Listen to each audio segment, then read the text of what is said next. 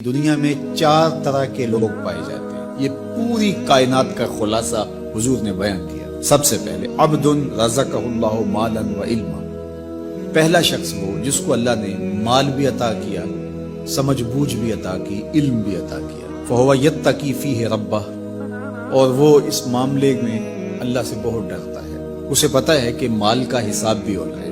ویصل فیہ رحمہ، صلہ رحمی کرتا ہے، اپنے غریب رشتہ داروں کا خیال رکھتا ہے، ان کی ضروریات کو پورا کرنے کی کوشش میں لگا رہتا ہے۔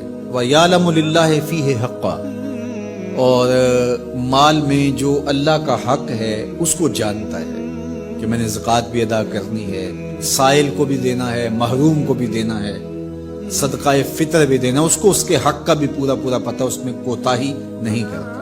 فَهَذَا بِأَفْضَلِ الْمَنَازِلِ، حضور فرماتے ہیں سب سے بہتر جگہ پہ کھڑا شخص اگر دیکھنا ہو تو یہ کھڑا ہے، جس کے اندر 2 خوبیاں ہیں، مال بھی اسے نصیب کیا گیا اور اس کو علم بھی عطا کیا گیا۔ دوسرا شخص وَعَبْدٌ رَزَقَهُ اللَّهُ عِلْمًا، وہ شخص جس کو اللہ نے علم کا نور عطا کیا، سمجھ بوجھ عطا کی، فہم و ادراک سے مالا مال کیا۔ وَلَمْ يَرْزُقْهُ مَالًا، لیکن مالی حالت اس کی مستحکم نہیں ہے، بہتر نہیں ہے۔ فَهُوَ صَادِقُ النِّيَّةِ، لیکن وہ نیت کا بڑا سچا شخص ہے۔ یقول، وہ کہتا ہے لو ان لی مالا لعملت بعمل فلان، اگر میرے پاس بھی مال ہوتا تو میں بھی فلاں کی طرح اچھے اعمال کرتا۔ جس طرح اس نے مسجد بنوا دی، اس نے دارالعلوم کھڑا کر دیا، اس نے غریبوں کی مدد کی، تو غریبوں کو دیکھ کے اس کا دل کرتا ہے کاش کہ میرے پاس ہوتا تو میں ان کی مشکل حل کر دیتا۔ برہنہ پا لوگوں کو، برہنہ بدن لوگوں کو دیکھ کر کے وہ بے چین ہو جاتا ہے، بھوکوں کو دیکھ کر کے اس کے دل میں آگ لگ جاتی ہے، کاش میرے پاس کچھ ہوتا تو میں ان کو بھوکا نہ سونے دیتا۔ وہ سچی نیت کے ساتھ، اگر اس کے پاس ہو تو ایسا کرے، سچی نیت کے ساتھ وہ یہ ارادے رکھتا ہے اور یہ آرزو کرتا ہے کاش کہ میرے پاس ہوتا تو میں بھی یہ کرتا۔ اللہ کے محبوب علیہ السلام نے ارشاد فرمایا وہ اس مالدار عالم کے درجے پر ہے، فَأَجْرُهُمَا سَوَاءٌ، ان دونوں کا اجر برابر ہے۔ نامہ اعمال کھولیں گے تو دونوں کا اجر ایک جیسا لکھا ہوگا۔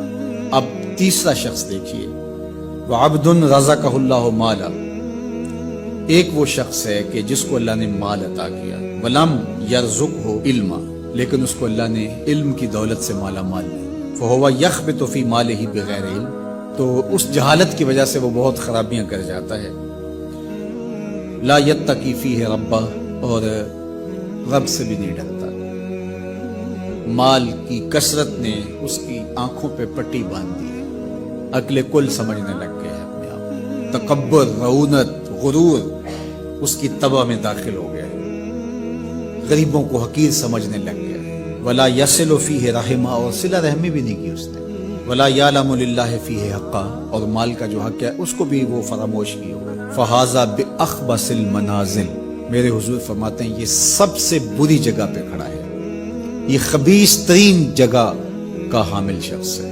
وعبد لم یرزقہ اللہ مالا ولا علما، چوتھا شخص وہ ہے جس کو مال بھی نہیں دیا گیا اور جس کو علم بھی نہیں دیا گیا، کنگال بھی ہے اور جاہل بھی ہے، نہ علم دیا گیا، سوجھ بوجھ بھی نہیں دی گئی۔ فہو یقول، اب وہ کیا بولتا ہے، لو ان لی مالا، اگر میرے پاس مال ہوتا، لعملت فیہ بعمل فلان، تو میں اس کی طرح عیش و عشرت کرتا، میں بھی یوں ہی اس مال سے اپنے نفس کی تسکین کا سامان کرتا، اپنی خواہشات کی تکمیل کرتا۔ تو وہ یہ آرزو کرتا ہے، فہو بنیتہ، تو وہ اس کی نیت پر ہے۔ فوزرهما سواء، تو اللہ کے محبوب علیہ السلام فرماتے ہیں ان دونوں کا گناہ برابر ہے، یہ کل قیامت کے دن اسی کے ساتھ کھڑا ہوگا۔ تو یہ 4 طرح کے لوگ اس دنیا پہ پائے جاتے ہیں۔ اب ہم دیکھ سکتے ہیں کہ ہم کس درجے پہ ہیں۔ ہم کسی سے نہ پوچھیں، اپنے اندر سے پوچھیں اور پورے خلوص سے اپنے آپ کو ٹٹولیں کہ ہماری خواہشات کس طرح کی ہیں اور ہم ان میں سے کس مقام پہ کھڑے ہیں۔ اگر ہم پہلی جگہ پہ کھڑے ہیں تو مبارک ہے، دوسری جگہ پہ کھڑے ہیں تو پھر بھی مبارک ہے، لیکن اگر دوسری 2 جگہیں ہیں تو پھر فوراً ہٹ جائیے ان جگہوں سے اور اللہ کے حضور دعا مانگیے کہ اللہ ہمیں رزق حلال، رزق وسیع، رزق سہل، رزق مبارک، رزق فراواں عطا کر دے، اور اس رزق کے حق کو پہچاننے کی اور اس رزق کو تیری راہ میں خرچ کرنے کی توفیقات نصیب کر